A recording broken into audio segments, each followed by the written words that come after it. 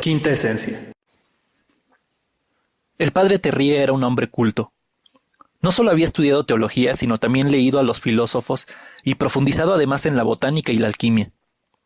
Confiaba en la fuerza de su espíritu crítico, aunque nunca se habría aventurado, como hacían muchos, a poner en tela de juicio los milagros, los oráculos y la verdad de los textos de las Sagradas Escrituras, pese a que en rigor la razón sola no bastaba para explicarlos y a veces incluso los contradecía.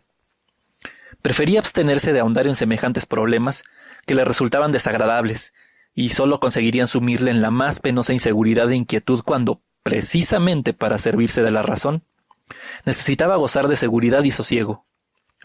Había cosas, sin embargo, contra las cuales luchaba a brazo partido, y estas eran las supersticiones del pueblo llano.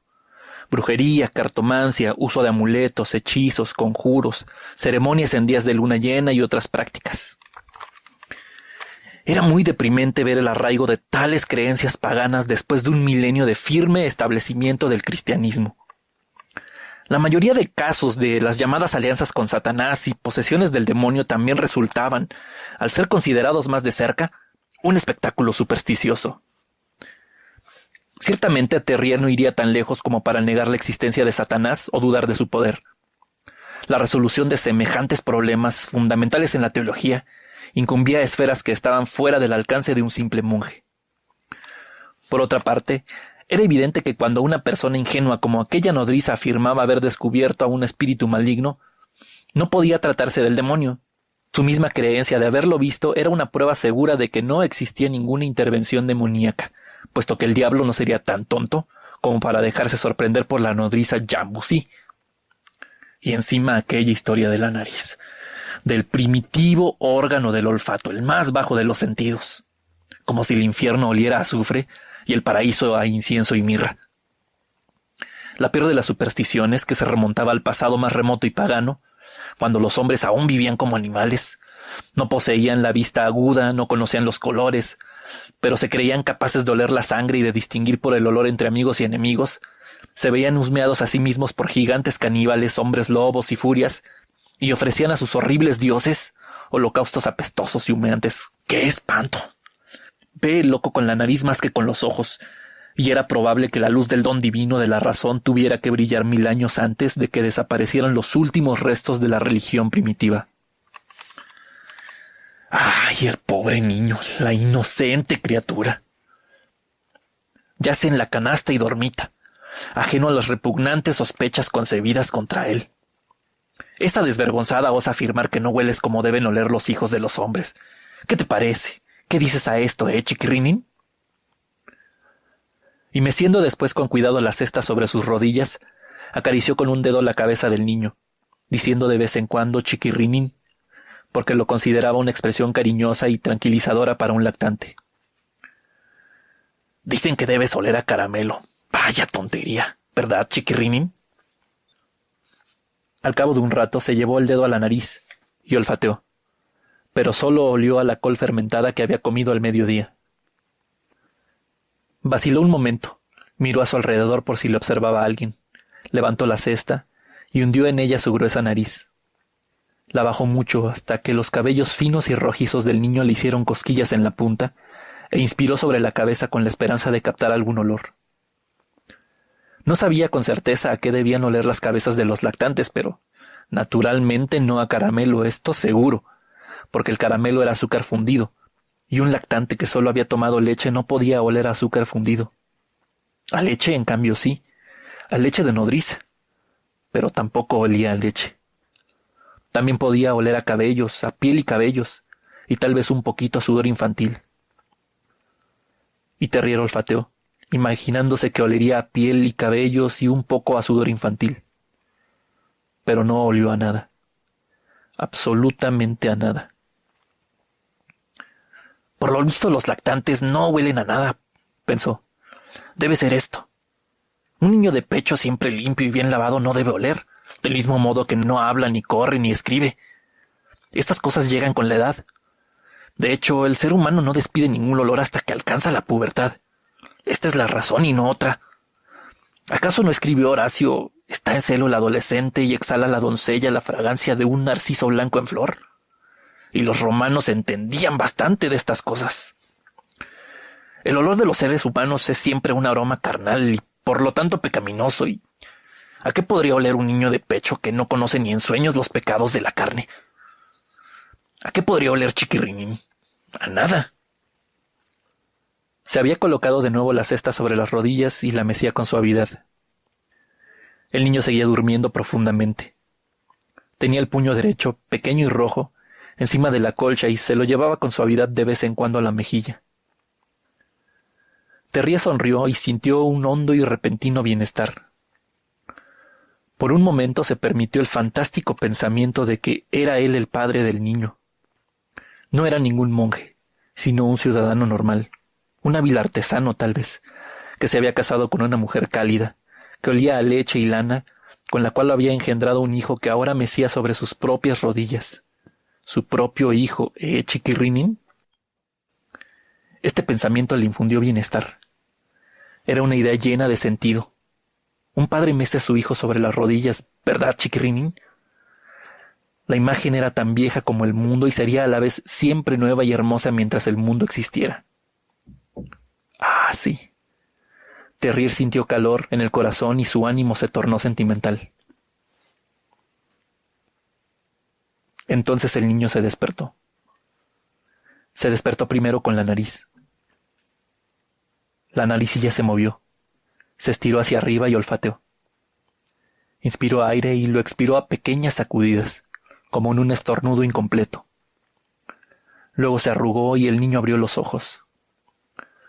Los ojos eran de un color indefinido, entre gris perla y blanco opalino tirando a cremoso, cubiertos por una especie de película viscosa, y al parecer todavía poco adecuados para la visión.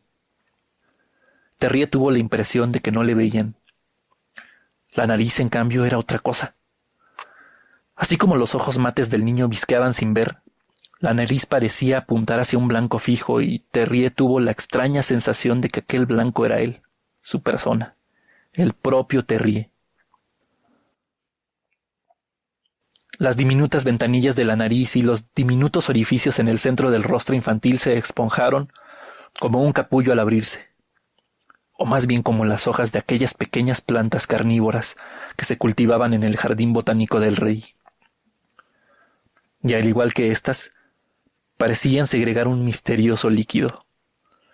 A Terry se le antojó que el niño le veía con la nariz, de un modo más agudo, inquisidor y penetrante de lo que puede verse con los ojos, como si a través de su nariz absorbiera algo que emanaba de él, Terry, algo que no podía detener ni ocultar. El niño inodoro le olía con el mayor descaro. Eso era. Le husmeaba. Y Terry se imaginó de pronto a sí mismo apestando a sudor y a vinagre, a chucrut y a ropa sucia. Se vio desnudo y repugnante y se sintió escudriñado por alguien que no revelaba nada de sí mismo. Le pareció incluso que le olfateaba hasta atravesarle la piel para oler sus entrañas. Los sentimientos más tiernos y las ideas más sucias quedaban al descubierto ante aquella pequeña y ávida nariz, que aún no era una nariz de verdad, sino solo un botón, un órgano minúsculo y agujereado que no paraba de retorcerse, esponjarse y temblar. Terry sintió terror y asco, y arrugó la propia nariz como ante algo maloliente cuya proximidad le repugnase. Olvidó la dulce y atrayente idea de que podía ser su propia carne y sangre. Rechazó el idilio sentimental de padre e hijo y madre fragante. Quedó rota la agradable y acogedora fantasía que había tejido en torno a sí mismo y al niño. Sobre sus rodillas yacía un ser extraño y frío, un animal hostil. Y si no hubiera tenido un carácter mesurado, imbuido de temor de Dios y de criterios racionales, lo habría lanzado lejos de sí en un arranque de asco, como si se tratase de una araña. Se puso en pie de un salto y dejó la cesta sobre la mesa. Quería deshacerse de aquello lo más deprisa posible, lo antes posible, inmediatamente. Y entonces aquello empezó a gritar. Apretó los ojos, abrió las fauces rojas y chilló de forma tan estridente que a Terry se le heló la sangre en las venas. Sacudió la cesta con el brazo estirado y chilló Chiquirrinín para hacer callar al niño, pero este intensificó sus alaridos y el rostro se le amorató como si estuviera a punto de estallar a fuerza de gritos. «¡A la calle con él!», pensó Terry. «¡A la calle inmediatamente con este...!» «Demonio», estuvo a punto de decir, pero se dominó a tiempo. «¡A la calle con este monstruo! ¡Este niño insoportable!» Pero ¿a dónde lo llevo? Conocía a una docena de nodrizas y orfanatos del barrio, pero estaban demasiado cerca, demasiado próximos a su persona. Tenía que llevar aquello más lejos, tan lejos que no pudieran oírlo, tan lejos que no pudieran dejarlo de nuevo ante la puerta en cualquier momento. A otra diócesis sí era posible, y a la otra orilla todavía mejor. Y lo mejor de todo extramuros, al Faubourg de San Antoine, eso mismo. Allí llevaría el diablillo chillón, hacia el este, muy lejos, pasada la Bastilla, donde cerraban las puertas de noche. Y se recogió la sotana, agarró la cesta vociferante y echó a correr por el laberinto de callejas hasta la rue de Faubourg Saint Antoine, y de allí por la orilla del Sena hacia el este y fuera de la ciudad, muy muy lejos, hasta la rue de Charonne, y el extremo de esta, donde conocía las señas cerca del convento de la Madeleine de Trenel, de una tal Madame Gaillard, que aceptaba a niños de cualquier edad y condición, siempre que alguien pagara su hospedaje, y ahí entregó al niño, que no había cesado de gritar. Pagó un año por adelantado, regresó corriendo a la ciudad y, una vez llegado al convento, se despojó de sus ropas como si estuvieran contaminadas. Se lavó de pies a cabeza y se acostó en su celda. Se santiguó muchas veces, oró largo rato y, por fin, aliviado, concilió el sueño.